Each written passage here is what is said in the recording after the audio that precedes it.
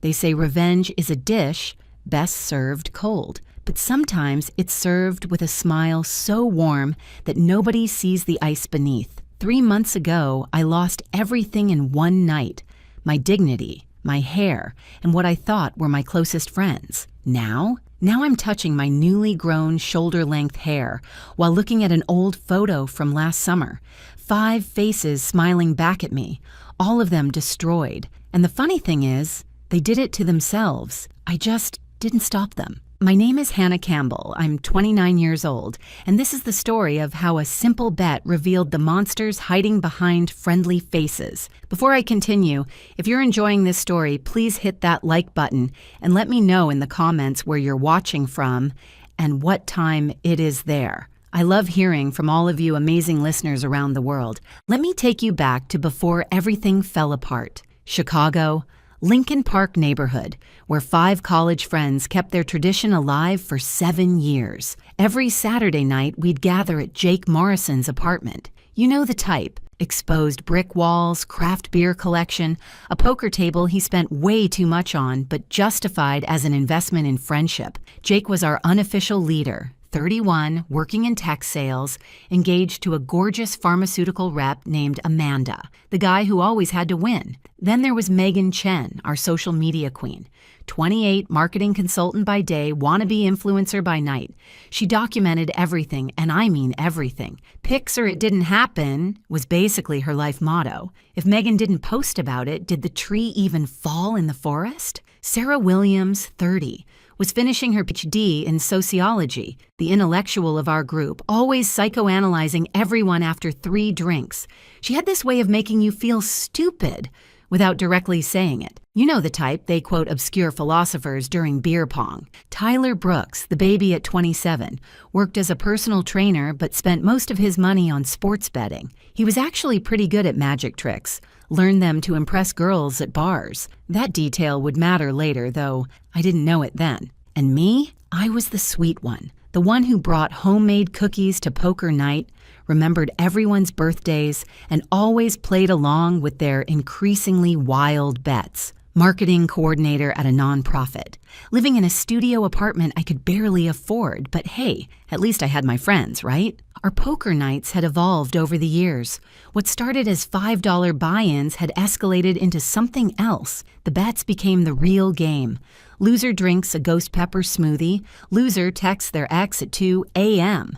Loser wears a chicken costume to Whole Foods. Harmless fun, we told ourselves. Until that night in March when Jake shuffled the cards with a grin that should have been my first warning. "I've got the ultimate bet," he announced, his voice carrying that tone that meant he'd been planning something. "We've been playing it safe for too long. Time to raise the stakes." Megan looked up from her phone.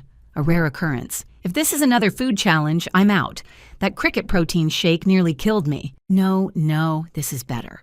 Jake leaned back, savoring the moment. Loser shaves their head, completely bald, tonight, on live stream. The room went quiet. Sarah laughed nervously. "That's extreme, even for us." "What's wrong?" Jake challenged. "Scared you'll lose? Come on, hair grows back. It's not permanent." Tyler was already in, of course. "I'm down. Been thinking about going bald anyway. The rock look, you know? Here's the thing about group dynamics. Once half the group agrees, the pressure on the rest becomes almost unbearable." Sarah agreed next, then Megan, who was already calculating the viral potential. They all looked at me, sweet Hannah, who never said no to a group decision. My stomach churned, but their eyes were all on me, waiting, judging. "Sure," I heard myself say. "Why not?" The second round of cards felt different. Looking back, I know why. Tyler's magic phase had taught him more than just card tricks. The cards were marked. Subtle indentations only someone who knew what to look for would notice. But I was too focused on my growing anxiety to pay attention to how Tyler kept adjusting his position, how Jake's deals seemed too smooth, how Megan kept checking her phone like she was waiting for something. I lost every hand, not dramatically, that would have been suspicious, just a slow, steady drain of chips until I had nothing left. The final hand, I had 2 pairs, queens and tens, good cards, safe cards. Jake had a full house. Well. he said, that grin spreading across his face like oil on water. Looks like Hannah's getting a new look tonight. My first instinct was to laugh it off, to deflect with humor like I always did. Okay, you got me. How about we do this tomorrow? I need to mentally prepare for my Sinead O'Connor era. No way. Jake was already standing, moving with purpose. Rules are rules, Hannah. We all agreed. Tonight, on live stream. Jake, come on. What, you're backing out? Megan had her phone out, already recording. Hannah's chickening out, everyone. I'm not chickening out, Then let's do this. Tyler jumped up, energized by the prospect of drama. This is going to be legendary. Jake disappeared into his bedroom and returned with professional-grade clippers. Not the cheap drugstore kind you'd expect for a spontaneous bet, but expensive, cordless, barber-quality clippers. Still in the box, with the receipt dated 2 weeks ago. You just happen to have these? I asked, my voice smaller than I intended. Borrowed them from my barber, Jake said smoothly. Too smoothly. Lucky timing, right? Sarah pulled a chair into the center of the room. Come on, Hannah. Don't be a spoil sport. We've all done embarrassing bets. But this felt different. The energy in the room had shifted from friendly teasing to something predatory. They formed a circle around me, phones out, recording from every angle. Megan was already on Instagram Live. Guys, you're not going to believe this, she narrated to her followers. Our girl Hannah lost a bet, and she's about to go completely bald. The live stream comments started flooding in. Laughing emojis, shocked faces, people tagging their friends. My face burned as hundreds of strangers tuned in to watch my humiliation. Sit, Jake commanded, pointing to the chair. I sat. What else could I do? Run? Have them post videos of me running away like a coward? At least this way, I told myself, it would be over quickly. Jake clicked on the clippers. The buzz filled the room, drowning out my rapid heartbeat. He didn't start gently, didn't ease into it. He went straight down the middle of my head, a reverse mohawk that sent chunks of my brown hair falling onto my lap. Oh my God, Megan shrieked with delight. She looks like a monk, a baby monk. Sarah laughed, that intellectual laugh of hers. Actually, this is fascinating from a sociological perspective.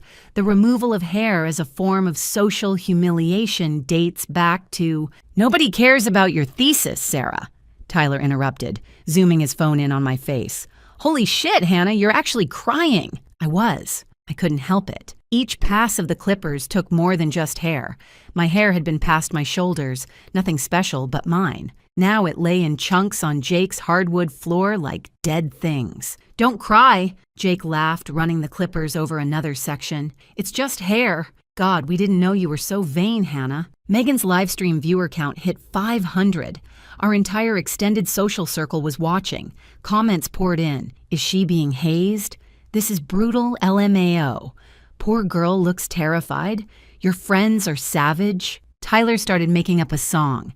Hannah's got no hair, Hannah's got no hair, looking like an egg, looking like an egg. 20 minutes. That's how long it took to remove 7 years of hair growth. Jake took his time, making sure to get every spot, running his hand over my scalp to check for missed patches. His touch made my skin crawl. Perfect, he announced finally.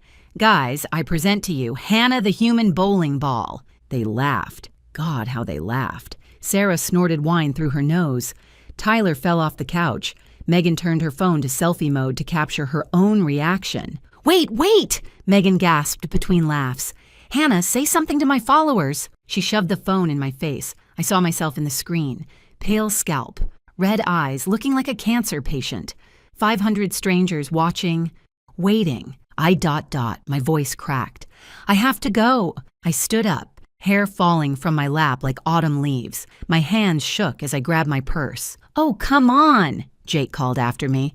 Don't be such a baby about it. Yeah, Hannah, it's just a joke, Sarah added. Learn to laugh at yourself. I made it to the door, their laughter following me. The last thing I heard was Megan saying to her live stream, and that, guys, is why you should never bet what you're not willing to lose. The Uber driver did a double take when I got in. He was kind enough not to ask anything else. I spent the ride home looking at my reflection in the window. This stranger looking back at me. My phone buzzed constantly. The video was already spreading. Someone had screen recorded it, posted it to TikTok with the caption, Girl gets destroyed by friends. 3,000 views in an hour. Then 10,000. Then 20. I called in sick Monday and Tuesday. By Wednesday, my boss was concerned enough to offer me the option to work from home for the week. Whatever you're going through, Hannah, we're here for you, she said. If only she knew. I spent those first days in a cocoon of self-pity, wearing beanies even inside my apartment. My sister Emma was the only one I let visit. Don't make permanent decisions based on temporary idiots, she said, bringing me ice cream and rage. But when you're ready, we'll make them pay. By day 3, something else crept in alongside the shame, suspicion. The clippers, professional grade, still in the box, receipt from 2 weeks ago. What barber loans out brand new equipment? I started scrolling through social media with detective eyes instead of victim tears. That's when I found it. Reddit, a Chicago subreddit where someone had posted the video with the title, "Local Friend Group Destroys Girl for Content. Anyone else think this was planned?" One comment stopped me cold. Yo, I know these people. There was a betting pool at McGillen's bar last week. They were taking bets on how she'd react, whether she'd cry, if she'd run. The whole thing was planned. Sick fuck-ax. McGillen's, Tyler's favorite sports bar. I kept digging. Megan's Instagram stories from 2 weeks ago, deleted now, but I'd screenshot them out of habit. There she was at Jake's place, and in the background, barely visible, shopping bags from a beauty supply store. Then I found Sarah's deleted tweet from 3 weeks ago, cached by Google. Sometimes social experiments happen in real life, not just in labs. Can't wait to share my findings. In Darwin, psychology, social dynamics. My hands shook, but not from shame anymore, from rage. I went deeper, found Tyler's Venmo transactions. He'd paid Jake $50 2 weeks ago with the message. Jake had paid him back $150 the day after they shaved my head. Easy money. But the worst discovery came from a message from an unknown number. I'm Tyler's ex, Anna. I recorded some things you should hear. They planned everything. I'm sorry I didn't warn you sooner. The audio files she sent were damning. Tyler bragging about the marked cards, demonstrating the system. Jake discussing Operation Baldy. Megan calculating potential viral reach. Sarah talking about her dissertation chapter on public humiliation. All recorded because Anna thought it was just drunk talk until she saw the live stream. I sat on my bathroom floor, laptop open, evidence spread across my screen like a map of betrayal. 7 years of friendship reduced to a cruel prank for content. But as I sat there, something strange happened. The crying stopped. The self-pity evaporated. In its place, something cold and calculating took root. I spent the next week learning everything YouTube could teach me about digital privacy. VPNs, burner phones, encrypted messaging. Amazing what you can learn when you're motivated by pure rage and have nothing but time. I knew these people. Really knew them. 7 years of secrets shared over drinks, confessions made during late-night talks. They trusted me with their darkness because I was too nice to ever use it against them. Jake's affair with his boss's wife, Amanda had no idea, but I'd seen the texts when he left his phone unlocked at my birthday dinner. Megan's fake charity fundraiser last year, she'd raised $3,000 for homeless youth that went straight into her Botox fund. Sarah's brilliant PhD thesis, 40% lifted from obscure German papers she thought no one would check. Tyler's gambling debts, not to apps or legal bookies, but to some very unfriendly people. They thought they knew me. Sweet Hannah who brings cookies, but there was something they didn't know. Nice doesn't mean weak. And patience? Patience is just rage that's learned to plan. I closed my laptop, stood up, and looked at myself in the mirror. The bald head was shocking, yes, but my eyes? My eyes had changed. Okay, I said to the stranger in the mirror. Let's play. 6 weeks later, I showed up to poker night. My custom wig had finally arrived. High-quality human hair, styled exactly like my old hair, but better. I'd also upgraded everything else. Subtle designer pieces bought secondhand. Good shoes. Real jewelry. If I was going to play chess while they played checkers, I needed to look the part. But first, let me take a moment to thank all of you incredible listeners. Your support, your comments, Your likes, they genuinely keep me going and help share these important stories. If you're enjoying this, please consider subscribing. It means the world to me, truly. I texted the group that morning, "Miss you guys, see you tonight? I'll bring those brownies you like, Jake." The replies came quickly, all fake enthusiasm and guilt. That night, I stood outside Jake's apartment door for a full minute, breathing, centering myself. Inside, I could hear them laughing. I knocked. Jake opened the door, and his face went through 3 expressions in rapid succession: surprise, guilt, and then forced enthusiasm. "Hannah! Oh my God, you look amazing, your hair." "Thanks, it's new." I touched the wig with practiced self-consciousness. The others were already there. The moment I walked in, the energy shifted. Megan jumped up, overcompensating. "Hannah, babe, you look incredible." Sarah studied me with analytical eyes. "You seem different." I smiled peacefully. "Trauma changes people, Sarah. You'd know that from your studies, right? Chapter 7 of your thesis, if I remember correctly. The part about identity reformation after public humiliation?" Her face went pale. She'd never sent me her thesis, but I'd found it online, including the German papers she'd borrowed from. "How did you—" "I've been doing a lot of reading lately," I said, taking my usual seat. Amazing what you can find online these days. Tyler dealt the cards, his hands slightly shaky. "So, we playing or what?" "Absolutely," I said, picking up my cards. "But no crazy bets tonight, right? I'm still recovering from the last one." Awkward laughter. "Hannah," Jake started, "about that night—" "Oh, don't," I interrupted, waving my hand. "Water under the bridge. You taught me that sometimes the people closest to you are capable of the greatest cruelty, and that everything leaves a digital footprint." Silence. "But enough philosophy," I said brightly. "Let's play cards. Though, Tyler, maybe use a regular deck this time? The marked ones must be exhausting to keep track of." Tyler's face went white. "What? The bicycle prestige deck with the marking system. Classic." I pulled out an identical deck from my purse. "See? Once you know what to look for, it's obvious." Jake snatched the cards from Tyler. "You cheated." "We all cheated," I said calmly. "You planned it. Megan filmed it. Sarah used it for research. Tyler rigged the game. The only honest person at that table was me." "Hannah, we can explain," Megan started.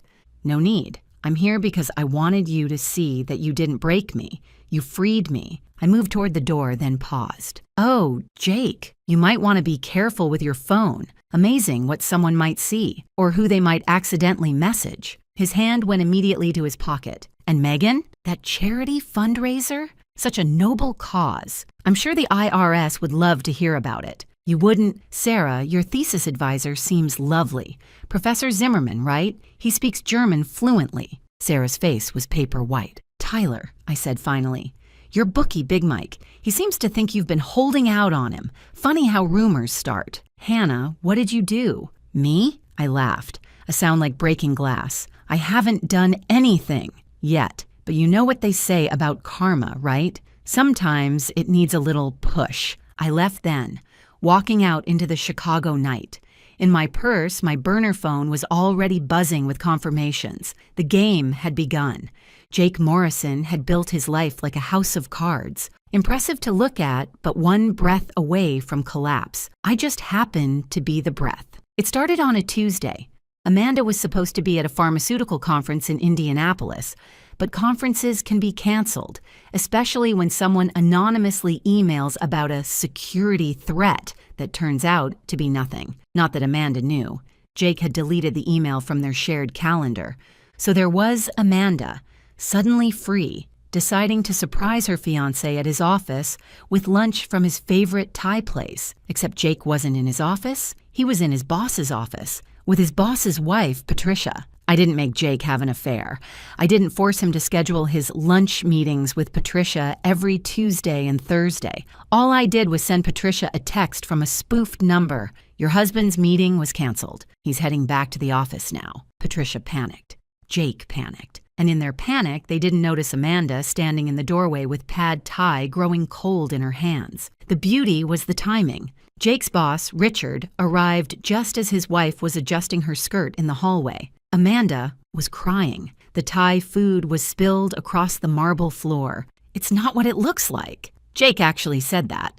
Richard, a 60-year-old former Marine, just stared. Clean out your desk. But that was just Tuesday. Wednesday, Jake woke up to find his LinkedIn flooded with connection requests. Someone had updated his job title to unemployed cheater seeking new opportunities. His skills included deception and adultery. He changed it back, but screenshots were already circulating through Chicago's tech community. Thursday brought the group chat meltdown. Jake, guys, I need help. Everything's falling apart. Jake, Amanda left me. I lost my job. Someone's sabotaging me. I responded with a heart emoji. Oh no, want me to bring comfort brownies? He actually said yes. The audacity. I brought brownies, sat in his half-empty apartment and listened to him rant about conspiracy theories. It just doesn't make sense, he kept saying, pacing, his hair starting to thin from stress. The timing is too perfect. Maybe it's karma, I suggested gently. You know, for things you've done. He stopped pacing. What things? Oh, I don't know. Just when you put negative energy into the world, it tends to find its way back. His eyes narrowed. Hannah, you don't think that night with the bet, just a game, I finished. Just a joke? Jake, I'm not saying you deserve this. I'm just saying that when you humiliate someone for entertainment, sometimes life returns the favor. By Friday, Jake had bigger problems. Every tech company in Chicago seemed to know about the boss's wife incident. His apartment lease was under both names. Amanda wanted out, which meant he had to buy her out or move. With no job and no savings, guess which option he had? Saturday brought the final humiliation. Someone had signed him up for every baldness treatment newsletter on the internet. His email was flooded with, "Embrace your hair loss journey." The irony wasn't lost on anyone. 2 weeks later, I ran into Jake at Starbucks. He was wearing a baseball cap indoors. His hairline really was receding now. How's the job hunt? I asked pleasantly. It's going, he said carefully. You know what's funny? I said. A month ago, you had everything. Now look at you. Hannah, I'm not gloating, just observing how quickly things change when you're not careful with other people's feelings. He started. Did I sleep with your boss's wife? Did I update your LinkedIn? No, Jake, you did all that yourself. I was just working at my nonprofit. Check my Google Calendar. Completely traceable alibi. He stared at me. You seem different. Trauma changes people, sometimes for the better. Good luck, Jake. Oh, and you might want to try Rogaine. I hear it works if you start early. I left him there, his coffee growing cold. His mom's basement in Naperville was waiting. While Jake crumbled, I'd already set the other dominoes in motion. The architecture of destruction requires perfect timing.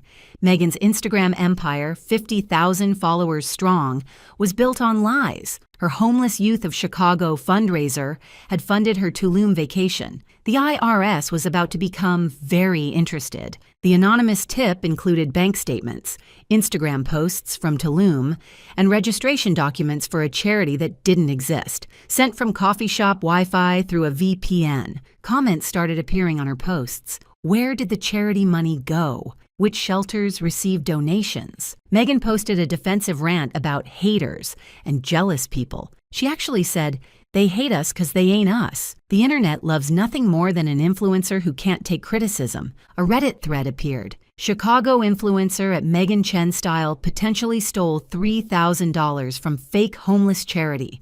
Receipts inside. Her followers dropped by thousands overnight. Brands vanished. Sponsorships evaporated. Sarah's downfall was academic. Professor Zimmerman was delighted to review her thesis after an anonymous email suggested interesting parallels with German papers from 2015. 40% of her thesis was stolen. Her defense was scheduled for next month.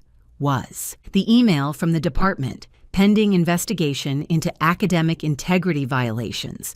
Your thesis defense has been indefinitely postponed. Her teaching position evaporated. 5 years of work destroyed. The irony? Her thesis was about social humiliation and group dynamics. Tyler's situation involved Big Mike and associates who operated on a different credit system. Tyler owed $15,000. Not catastrophic with time. But what if Big Mike heard Tyler had been bragging about his big score? Information traveled through Chicago's gambling ecosystem. A word here, a suggestion there. Suddenly, Big Mike was very interested in talking to Tyler. Tyler's gym had visitors. His apartment had watchers. His car developed recurring flat tires. His phone received texts. Tick-tock. The group chat exploded. Megan. Someone's destroying my career. Sarah. My entire academic life is over. Tyler. Guys, I need to borrow money. Now. Jake. I told you someone's after us. And me. Oh my goodness. Is there anything I can do to help? Tyler actually asked for $5,000. The audacity of asking the girl whose head he'd helped shave for money. I told him I could do $2,000, then sent him Venmo requests for $50 daily with, whoops, hit request instead of pay. The paranoia was delicious. They started suspecting each other. And me? I was the supportive friend, bringing cookies to Jake's mom's house, offering to help Megan with her apology tour. You're too good to us, Hannah, Megan sobbed. After what we did, what are friends for? I replied, rubbing her back. Hair grows back. Friendship is forever. She believed me. They all did. Because sweet Hannah couldn't possibly orchestrate this. Everything I did was legal or untraceable. I reported actual crimes. I exposed real plagiarism. I shared true information through channels that couldn't be traced back. 3 months after that night, I suggested a reunion dinner at RPM Italian. We need this, I texted. Let's remember why we became friends. They came desperately. I arrived early, my hair grown out to a chic pixie cut that looked intentional. Designer dress, subtle jewelry, an aura of success. Jake arrived first, 15 pounds lighter. Working at Best Buy now, living in Naperville. Megan came next in off-the-rack basics. Instagram down to 12,000 hate watchers. Receptionist at a dental office. Sarah looked hollow. Back in Iowa, applying to community colleges. PhD revoked. Tyler arrived last, constantly checking over his shoulder. 3 jobs to pay off debts. Parents took a second mortgage. I insisted on paying for wine. The same wine from poker nights, back when they could afford it. Hannah, Jake started. We need to say something. Oh, what we did. It was horrible. We planned it, all of it. Monstrous, Sarah added. Psychological torture. We're sorry, Megan said genuinely. Tyler nodded vigorously. It was sick. I let their apologies dissipate, then smiled peacefully. I appreciate that. But your apologies don't matter to me. They shifted uncomfortably. You see, you revealed who you really were. And once someone shows their true face, you can't unsee it. Hannah, Jake started. I'm not finished. You know what's funny about these past 3 months? Every single thing that happened was your own doing. Jake, you chose to cheat. Megan, you stole. Sarah, you plagiarized. Tyler, you gambled money you didn't have. But the timing, Megan protested. The timing was karma. You forgot I was listening all those years. Too nice to matter, right?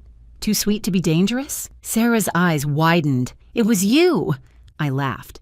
Me? Check my browser history. Phone records, bank statements. Every moment accounted for. Jake's face was red. You destroyed us! No, you destroyed yourselves. I just didn't save you. I stood, pulling out cash. Wait, Tyler said.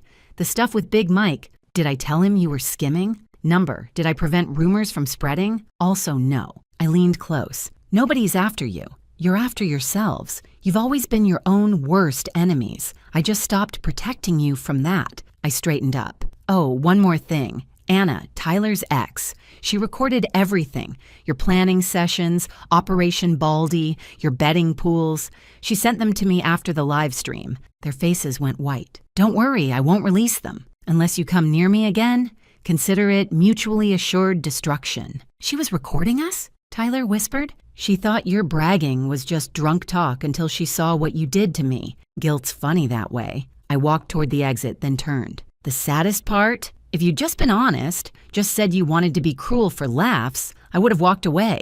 It was the fake friendship that demanded response. Sarah found her voice. So this was revenge? No, this was justice. Revenge would have been posting your secrets online. This was just me choosing not to protect you from yourselves anymore. I left them there, in that expensive restaurant they couldn't afford. October in Chicago, leaves turning gold. I was in Alliance Bakery, working on a presentation.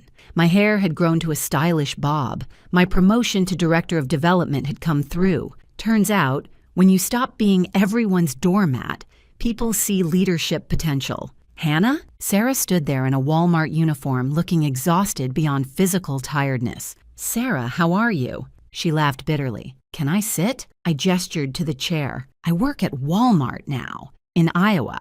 I saw you and had to ask, was it really you? What do you think? I think you orchestrated everything, but I can't prove it. How is everyone? Jake's still at Best Buy, still in his mom's basement, going bald for real now. Megan's with her parents in California, working at her dad's accounting firm. Tyler joined the army. Good for Tyler. That takes courage. Sarah leaned forward. How did you do it? I didn't destroy you. Jake destroyed himself when he cheated. You all gave me your passwords, schedules, secrets over 7 years. You thought I was too nice to matter. That night was planned for 2 weeks. Operation Baldy. You wrote about it. Subject H's response to public humiliation. I was Subject H. She flinched. You read my thesis. Every word, including Professor Heidelberg's beautiful German originals. Silence. Do you feel bad? Sarah asked. I feel bad it came to this, that 7 years of friendship was fake, but that you faced consequences? No, we created a monster, she whispered.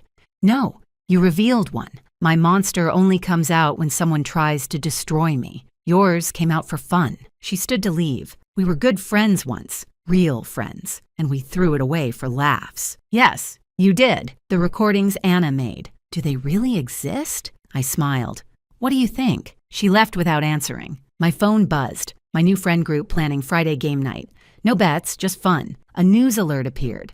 Chicago woman raises $50,000 for homeless youth through innovative partnership. That was me, doing what Megan pretended to do, but real. I donated my hair to charity once it grew long enough, sent the certificate to the old group chat. Some good came from that night after all. They all read it. No one responded. Last month, I ran into Tyler on leave, looking healthier than ever. Hannah, I need to tell you something.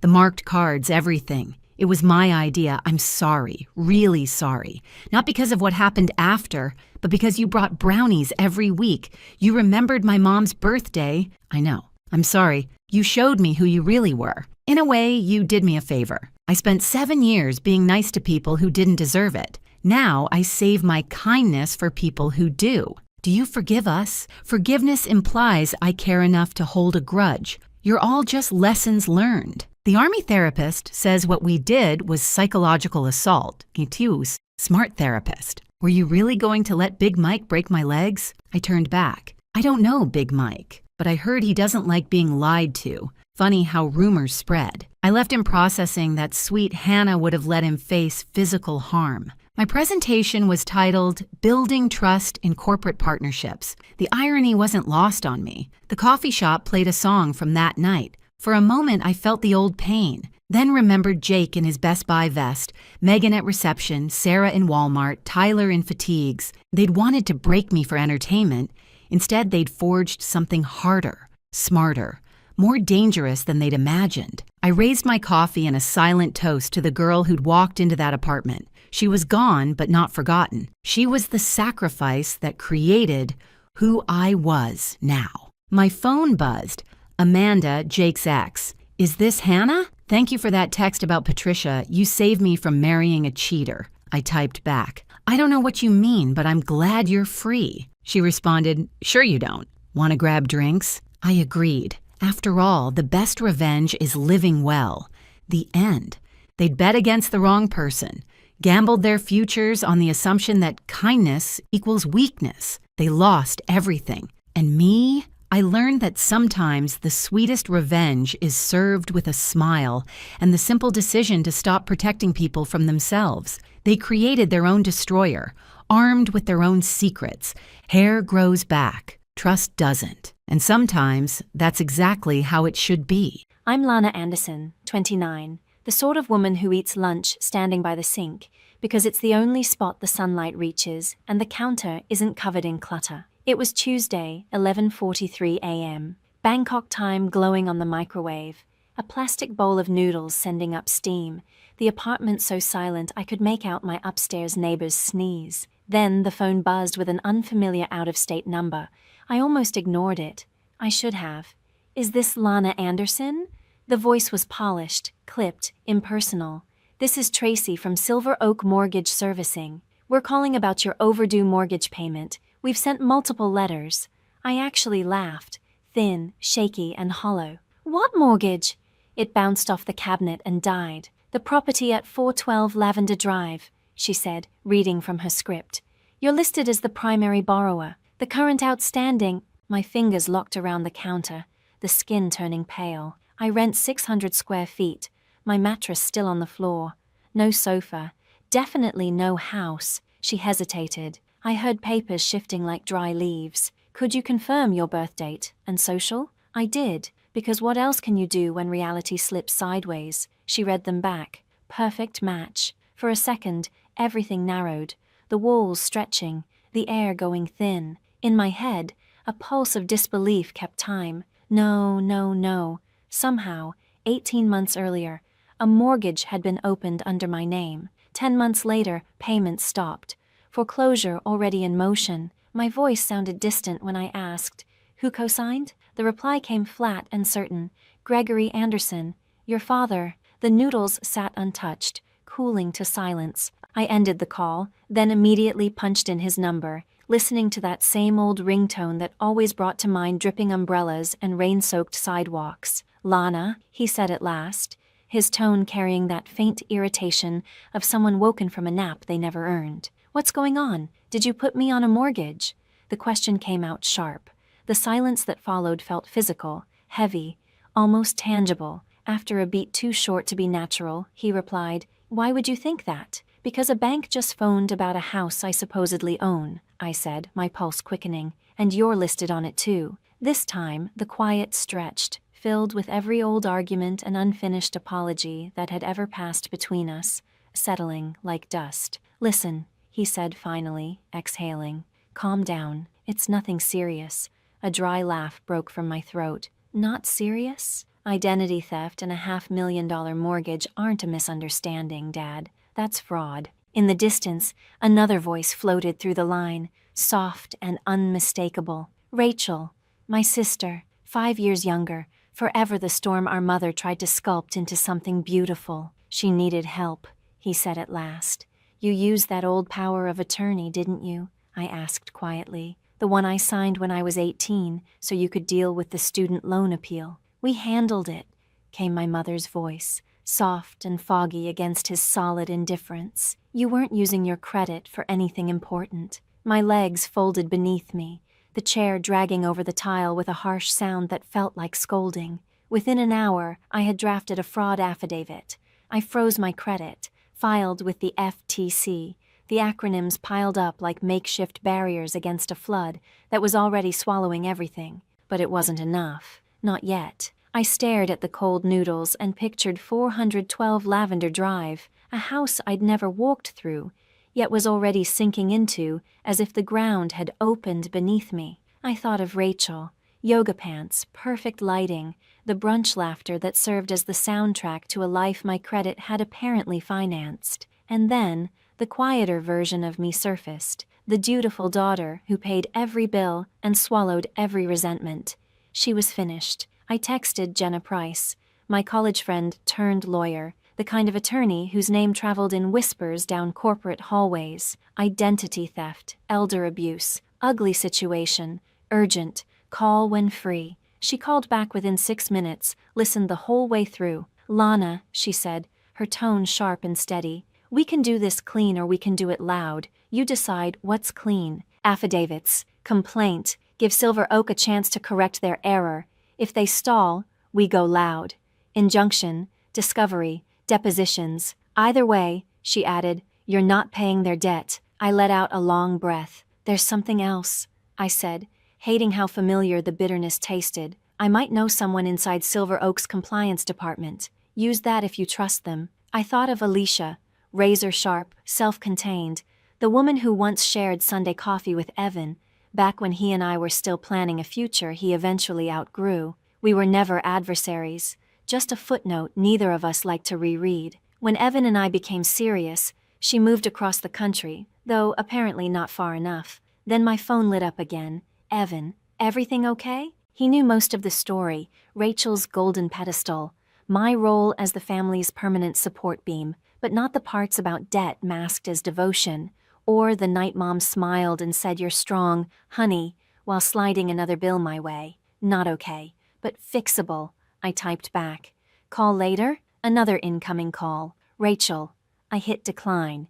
If I picked up, she'd sugarcoat the fire and call it a misunderstanding. I'd stopped mistaking politeness for protection. From the top shelf, I pulled down the folder, my paper armor, filled with copies of my birth certificate, the old power of attorney, my spotless credit record, a testament to every moment I'd played the responsible one because no one else would. I slipped in new pages, the FTC theft report, credit freeze confirmations, my notes from Tracy. The plain manila folder grew thick, a quiet weight with its own gravity. The apartment felt too tight for fury, too clean for heartbreak. I stood in the doorway, watching light crawl across the floor like an apology that arrived too late. Then I booked a flight. No warning, no explanations. Just me, a rented Camry, and that folder, silent and dangerous as a fuse. On the plane, I made a list I'd never expected to write. Refinance, Rachel only, my name removed. Legal costs, paid by the forgers. Apology, required, not requested. I slept fitfully, jaw locked tight, and woke to a downpour so heavy it erased the horizon. By the time I reached Lavender Drive, the clouds were thinning, pretending mercy after the wreck. The house matched the picture I'd painted. Wide windows, a lawn so perfect it denied history. Rachel's white Mercedes lounged in the driveway, like something pampered. One knock, and the door quivered. She opened it with her practiced influencer smile, which faltered the moment she saw the folder. "Lana, wow, what a surprise." She guided me in, voice drifting through automatic hospitality. Smoothies, cleanses, turmeric. The air smelled like eucalyptus and indecision. "I'm here about the mortgage," I said, my tone calm, almost kind. That's the thing about rage once it's filed and labeled. It gets efficient. A small glitch crossed her face. "It was a team decision," she said brightly. "You weren't using your credit. You didn't ask for it," I replied, stepping into a living room so staged it barely seemed lived in. "You took it." Footsteps. My parents emerged. My mother already murmuring apologies. My father setting his face to reasonable, which always meant silence, Lana. I laid the folder on the marble island like a shared confession. "Here's what happens next," I said. "You refinance. My name's off. You pay my legal fees." Rachel's voice tightened. "I can't qualify." "That sounds like your problem," I said quietly. "Not my consequence." My father crossed his arms. "You don't need to be so hostile. Dad, you used the power of attorney I signed at 18 to tie me to a $523,000 mortgage." My tone stayed level. The evidence spoke louder than anything I could say. Mom's eyes filled too quickly, practiced tears catching the light. "We gave you life, Lana, and then you tried to lease it out," I replied. Outside, rain began again. Light, steady, rhythmic against the windows like time keeping score. In that pause, I saw the path ahead take shape. Filings, hearings, signatures, a judge's clipped judgment, the clean sound of finality. I gathered my folder. "You can speak with Jenna," I said, sliding her card across the island. "From now on, she handles this." At the door, Rachel's voice softened into the tone that used to turn me into her silent crew member. "You wouldn't let your sister take the fall for this, would you?" I opened the door. The air smelled like wet concrete and release. "You let me," I said, "for 10 months. Outside, the rain eased, light breaking through. My phone buzzed. A message from Evan. "Here when you're ready to talk. No fixing, just listening." Then another, unexpected. "Alicia, saw your name in an internal alert. I can route this for a clean compliance review if you'd like. Strictly professional." I stared at her words, feeling that old awkwardness edged with something new. Purpose. This was going to be messy before it became orderly. "Yes," I typed back. "A professional review would help. Thank you." I slipped the phone into my jacket, started the Camry, and steered toward what waited ahead. Neat or loud, Jenna had said. It would be both. By the time I parked across from 412 Lavender Drive, the rain had stopped, leaving the air metallic, sharp with aftermath. I sat for a minute, engine silent, watching the house. 3 stories, cream stucco, black-trimmed windows, the kind that brag about minimalism. Rachel would call it manifested. I called it collateral damage. On the seat beside me, the manila folder rested, dense, deliberate, filled with affidavits, statements, screenshots sharp enough to cut through denial. I wasn't here just to ask questions. I was here to end them. I took a breath, adjusted my jacket, and walked up to the door. Rachel opened the door before my second knock landed. She looked untouched by consequence, hair polished into a perfect wave, leggings that cost more than my entire grocery budget, and that glossy, camera-ready glow that came from treating life like an endless sponsored ad. "Lana, oh my God, look at you!" She flung her arms wide as if we were filming a reunion scene. "I had no idea you were in town." "Surprise," I said, flat. Her gaze flicked to the folder tucked under my arm, the smile faltering for a fraction before snapping back into place. "Come in! Want a smoothie? Pineapple detox with chia." "I'm not here for a smoothie." The air went still, cut clean by the words. Inside, the house looked like Pinterest had staged it. Fake greenery, white-on-white furniture, a scripted good vibes only sign over the couch. I almost laughed. If vibes paid bills, maybe the bank wouldn't be calling me. "You look tense," Rachel said, tone soft, calculated. "Maybe we can talk about what's upsetting you." "What's upsetting me," I said, setting the folder on her spotless counter, "is that a bank just called to tell me I'm behind on a mortgage. This mortgage, in my name." A flicker passed over her face, gone before it could land. "Oh, that. Yeah." She crossed her arms like a magazine pose. "It was a family decision, Lana. We all agreed you weren't using your credit. Mom and Dad said it was fine." "I never agreed," I said. "You forged my name." She laughed, the brittle kind that shatters instead of softens. "Don't make it sound so criminal. It's not like we stole money from you. You're just listed." "That is theft, Rachel," I said evenly. "It's on paper, where crimes live." Her jaw stiffened. "You're being dramatic." "No," I said, opening the folder and laying out the evidence one sheet at a time.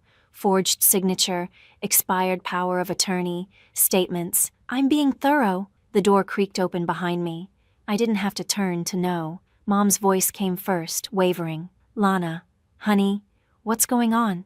Dad followed, his words clipped. "Why ambush us like this?" "Ambush," I said, meeting his eyes. "You forged my signature on a $500,000 loan. You made me a criminal on paper." His jaw tightened. "You're overreacting. We were helping your sister get on her feet by knocking mine out from under me." He crossed his arms, the Anderson way of declaring the discussion over before it started. "You're still young," Dad said flatly. "You'll recover. Your credit will bounce back." I laughed, sharp and short. "You make it sound like a bruise, not a foreclosure." Rachel's voice edged, defensive. "We thought you'd understand. You've always been the strong one. You've got that job, that boyfriend, that whole stable life." "Exactly," I said, my tone cooling. "That's why you assumed I wouldn't notice until it was irreversible." Dad stepped forward. "Enough. Lower your voice." I turned to him, steady but cutting.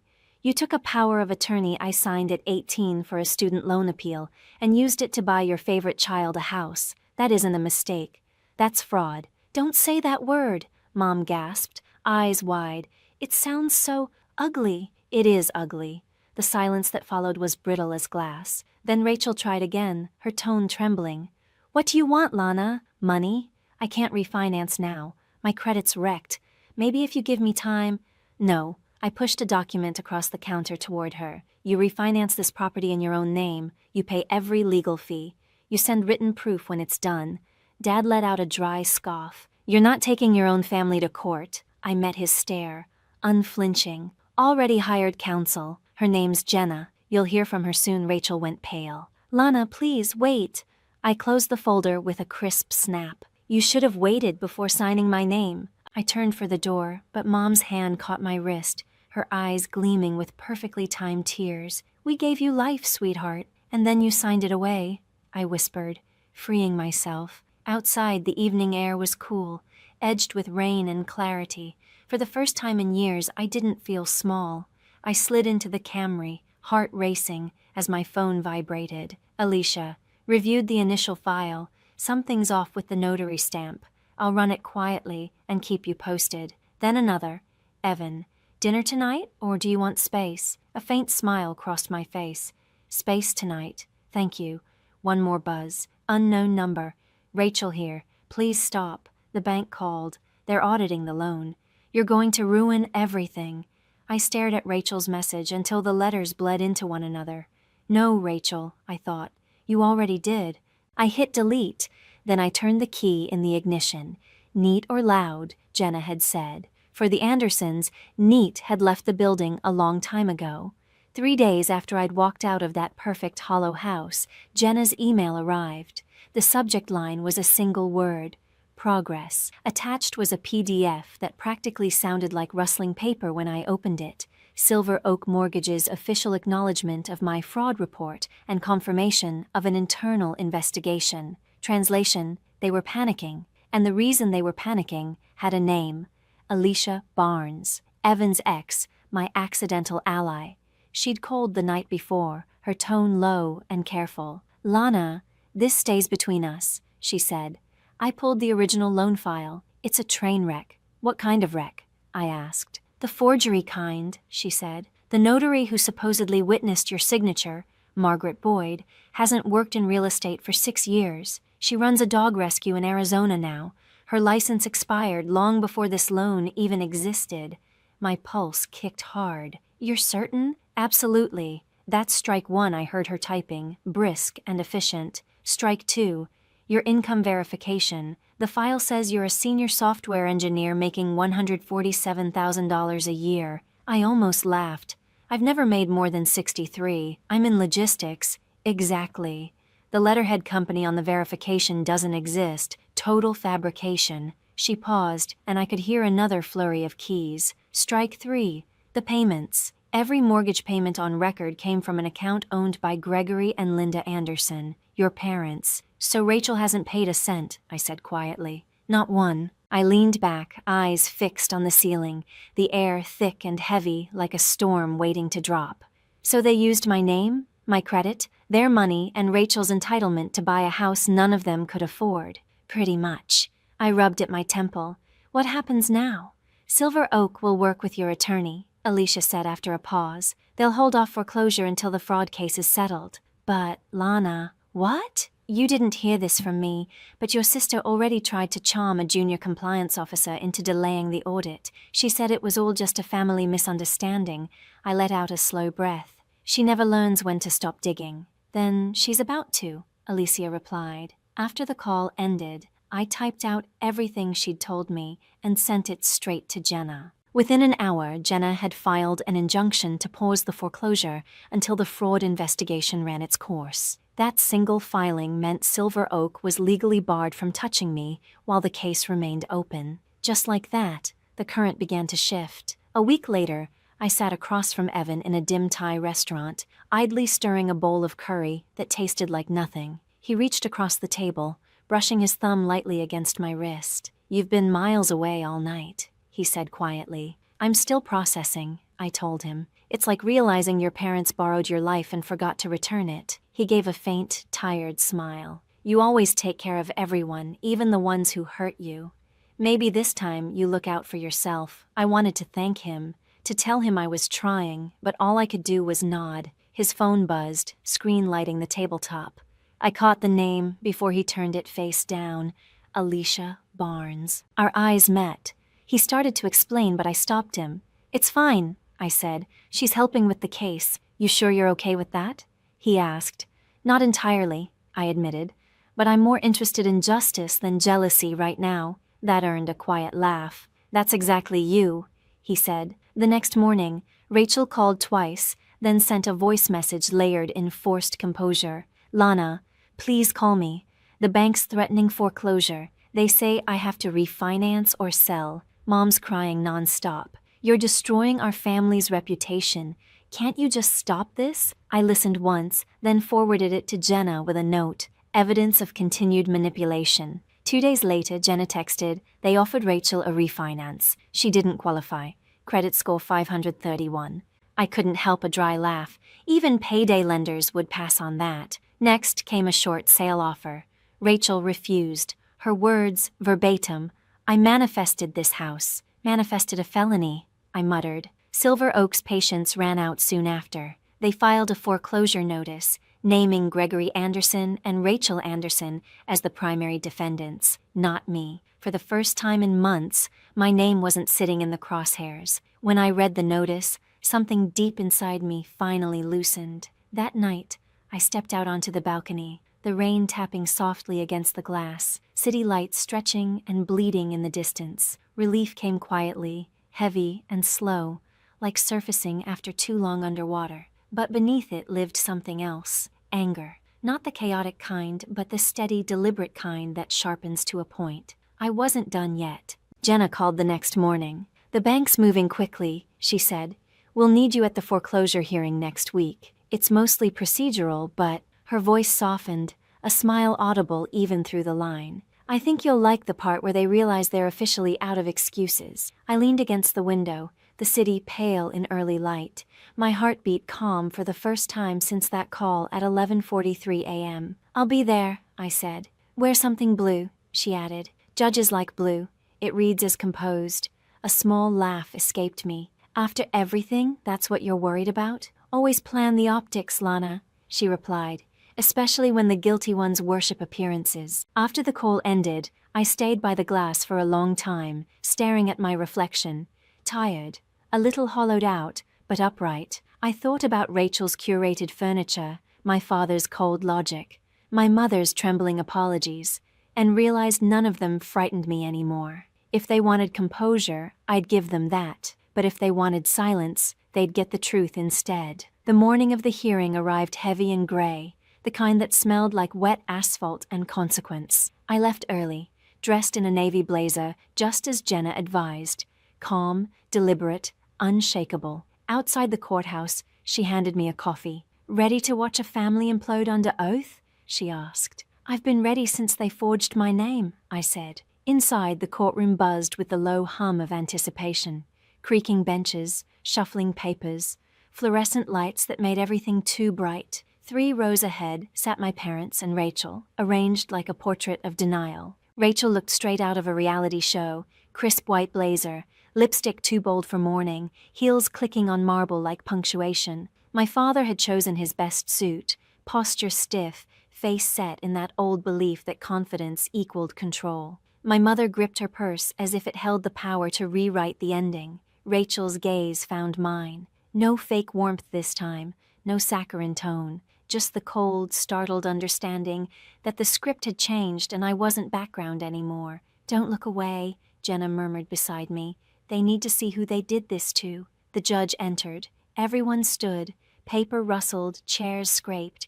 Tension vibrated through the room. The bank's attorney, Vanessa Torres, took the floor, her tone smooth, clipped, and utterly unshaken. "Your Honor," she began, "Silver Oak Mortgage seeks to continue foreclosure proceedings against the defendants, Gregory and Rachel Anderson, due to ongoing default. The plaintiff, Ms. Lana Anderson, has been formally cleared from liability pending verification of fraud. We're here to formalize that release," Vanessa Torres said, every word landing like a hammer wrapped in silk. Precise, deliberate, final. Then Jenna rose. Her voice was composed, but it carried the cold edge of sharpened truth. "Your Honor, the record is clear. My client's identity was used without consent. The notarization belongs to a woman who left the profession 6 years before this document was created. The income verification is fabricated. Payment records show the defendants made each payment themselves until they couldn't, at which point they allowed foreclosure to fall squarely on Ms. Anderson's name. This isn't confusion or error. It's calculated exploitation." The judge paged slowly through the file, his expression unreadable, the sound of turning paper louder than the whispers in the gallery. After a long pause, he looked up. "Do the defendants wish to respond?" Rachel stood first. Her voice shook, but in the rehearsed way that invited sympathy. "Your Honor, this house is my home. I built my life there. I thought my sister wanted to help me. I believed it was a family understanding. I didn't realize..." "Ms. Anderson," the judge interrupted, "is your name listed on the income verification documents?" She faltered. "No, Did you ever make a payment from your personal account? No, but my parents. And did you obtain your sister's permission before using her credit on a mortgage exceeding $500,000? Her mouth opened, then shut again. No, she said, barely audible. The judge turned to my father. Mr. Anderson, did you submit a power of attorney on behalf of your daughter? Dad cleared his throat. Yes, but it was signed years ago. We didn't, so it wasn't executed for this specific transaction. He hesitated, then muttered, no. The judge leaned back, exhaling softly. Then I've heard enough. No gavel strike came. It wasn't needed. His tone alone carried the finality. The court authorizes foreclosure against the defendants, Gregory and Rachel Anderson.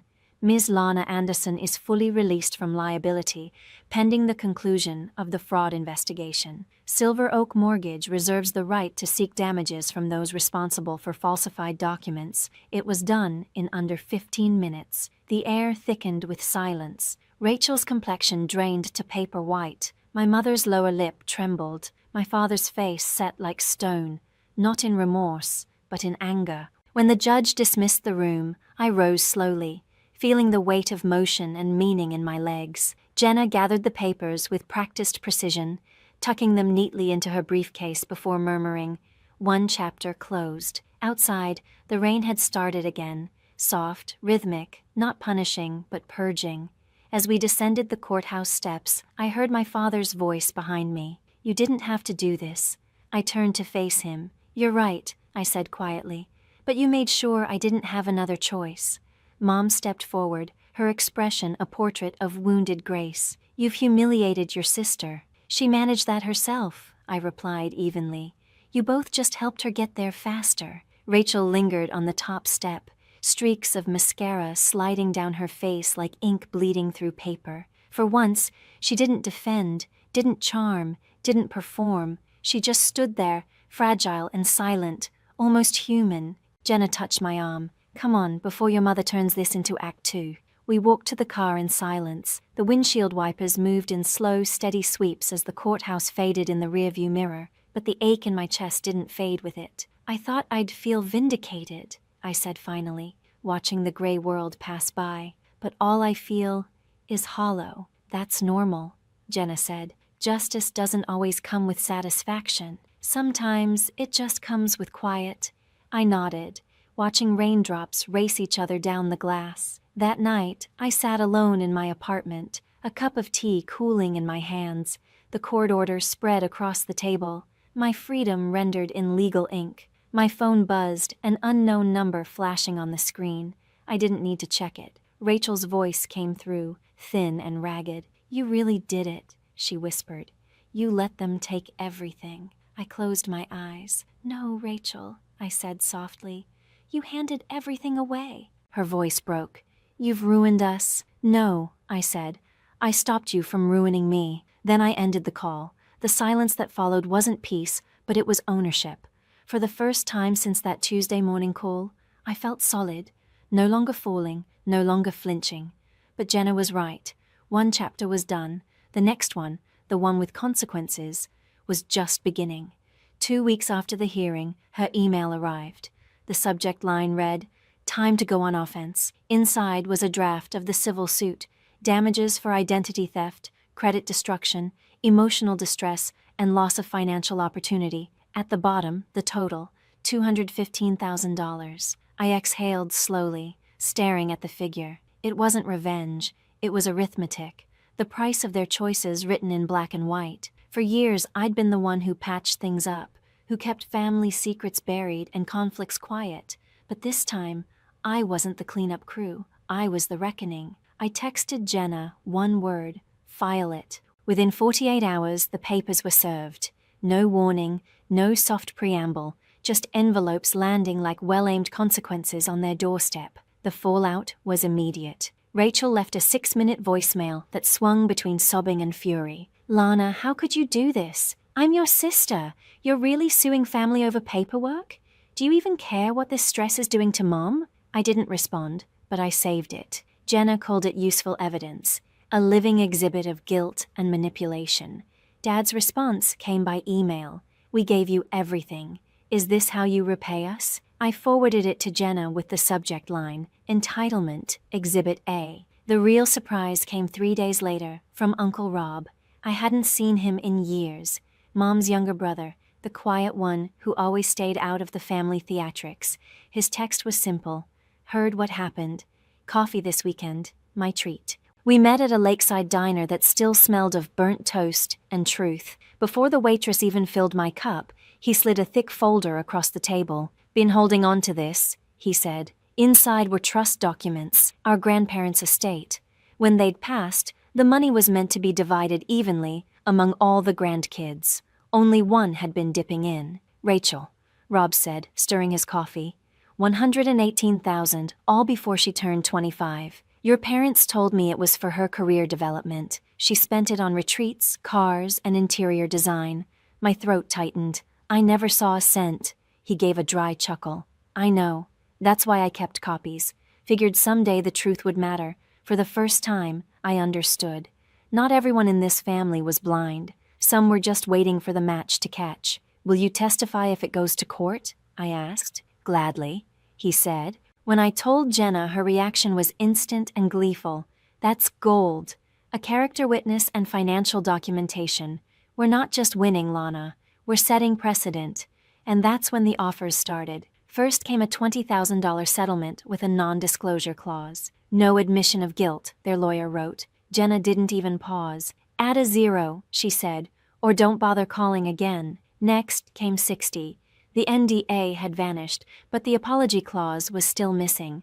Jenna's smile was precise, predatory. Then we wait. A week later, Rachel showed up at my office without warning. Perfect hair, trembling lips, desperation polished into performance. People turned to stare as she gripped her designer purse, like it might keep her afloat. Lana, she said, voice cracking just enough to sound human. Please, just talk to me. I followed her into the hallway, keeping distance between us. 5 minutes, I said. Her mascara hadn't budged. The tears knew better than to smear the act. Why are you doing this? She whispered. You're my sister. I'm doing this, I said evenly. Because you committed fraud. You destroyed my credit, my name, my stability, and not once did you say you were sorry. She blinked fast, clinging to the script. I thought you were strong enough to handle it. Dad said, Dad was wrong. Her breath hitched. You're suing us. That's cruel. I stepped closer, calm but sharp. What's cruel, Rachel, is watching your family dismantle your life and calling it love. Her eyes shimmered with those carefully rationed tears. You wouldn't actually go through with this, would you? I already have, I said, and here's what you need to understand. I let the silence settle until she lifted her gaze. I don't owe you a relationship. I don't owe you silence. And I absolutely don't owe you forgiveness. Her face collapsed in on itself. I don't even know who you are anymore. A small, quiet smile tugged at my mouth. That's the point. Then I turned and walked back to my office, leaving her rooted in the hallway, immaculate and undone. A week later, Jenna called. Their lawyer just came back, she said, voice edged with satisfaction. $150,000 and a written apology. Voluntary. No NDA. I closed my eyes, the sound of relief settling low in my chest. Not victory, just release. We'll take it, I said. Jenna nodded. I'll finalize everything. You'll have the funds within 48 hours. 2 days later, $150,000 landed in my account. Clean, lawful, done. A letter followed soon after, signed by Gregory, Linda, and Rachel Anderson. We acknowledge our role in the actions that harmed Lana Anderson. We regret the pain caused by our decisions and take full responsibility for our lapse in judgment. Short, polished, lawyered to death, but enough. For the first time, the people who had mistaken my silence for surrender finally confessed. In ink. I didn't call, didn't respond, didn't even unfold the page all the way. I just photographed the signatures and saved the image in a folder on my desktop, neatly labeled in case they forget. Then I blocked every number that still had power to pull me backward. Jenna texted, "We won," but that wasn't quite right. I hadn't won. I'd ended it. And sometimes, that's the only version of victory that matters. 3 months passed before the silence stopped feeling like debris and started sounding like peace. It crept in quietly. Mornings without dread, laughter that didn't taste bitter, sleep untouched by phantom rings. The $150,000 sat in my account, untouched except for Jenna's fee. The rest remained, not as revenge, but as proof that I could build something solid without anyone's permission. One Saturday, I signed the papers for a small condo, 2 bedrooms, 1 balcony, peace included. No shared signatures, no borrowed credit. When the pen lifted, something lightened in my chest, subtle but absolute, like a storm realizing it was finished. The realtor congratulated me. I smiled, shook her hand, and thought, this is the first key in my life that no one else can copy. That night, I sat on the bare floor amid unopened boxes and half-assembled furniture. City lights blinked through the window, soft amber against the walls. My phone buzzed. Evan, proud of you. You did the hard thing. You didn't just win, you changed the rules. I smiled. He'd stood by me through every deposition, every tense silence, never trying to fix what couldn't be fixed, just steady. Dinner at my place tomorrow, he added.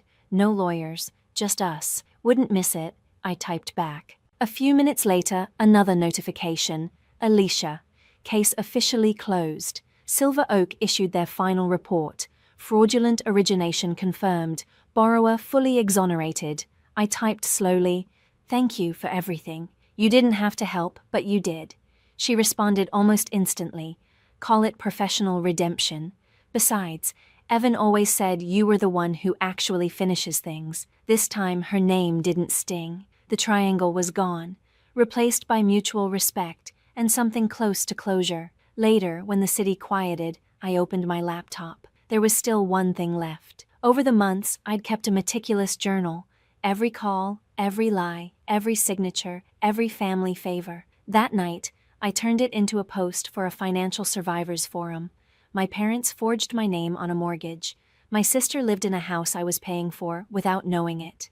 Here's how I fought back, and what it taught me about love, silence, and the cost of forgiveness. I removed names, blurred dates, stripped away everything but the truth. I didn't write it for revenge. I wrote it for the ones still trapped in family-shaped cages, waiting for permission to walk out. By morning, the post had gone viral. Tens of thousands of upvotes, hundreds of comments, a flood of stories that echoed mine. Sons describing parents who opened credit cards in their names, daughters who co-signed loans to help, brothers who'd been told, "You're stronger, you'll bounce back." As I scrolled, the same truth surfaced again and again. Family loyalty, when used as leverage, isn't love, it's control, and sometimes the truest act of love is letting the leash break. A few weeks later, a letter arrived from Uncle Rob, handwritten, plain paper, sincerity too big for fancy stationery. Lana, proud of you. You didn't just defend yourself. You reminded the rest of us what accountability looks like. Your grandparents would have called it courage. P.S. The old lake house is still in the family trust. Your name's on the deed now. Use it for something honest. I folded it carefully, pressing it to my chest. Honest. It had been a long time since that word fit anywhere near my family. On my first night in the condo, I lit a candle and left the windows open. The air smelled of rain again, softer now, almost forgiving. I thought of Rachel sometimes, not with anger, but detached curiosity. Last I'd heard, she was living with a friend, posting quotes about healing and rebirth. Maybe she was learning, maybe not. It no longer mattered. Forgiveness, I'd realized, wasn't opening a door. For me, it was locking one. Not out of bitterness, but clarity. Some doors simply shouldn't swing both ways. Months later, Jenna came by for coffee. She scanned the place, smiling. "You did it," she said. "And you didn't even frame the apology letter." I laughed. "It's filed away, in case they ever forget." "Good," she said. "But now you get to build, not defend." After she left, I stood by the window, mug warm in my hands, watching the city hum, steady, uncaring, alive. This wasn't victory. It was aftermath, the clean kind, where nothing is owed, nothing pending, nothing forged. On the coffee table lay a single key, plain and solid. For the first time in years, I didn't feel like someone's daughter or someone's sister. Just Lana Anderson, unowned, unapologetic, free.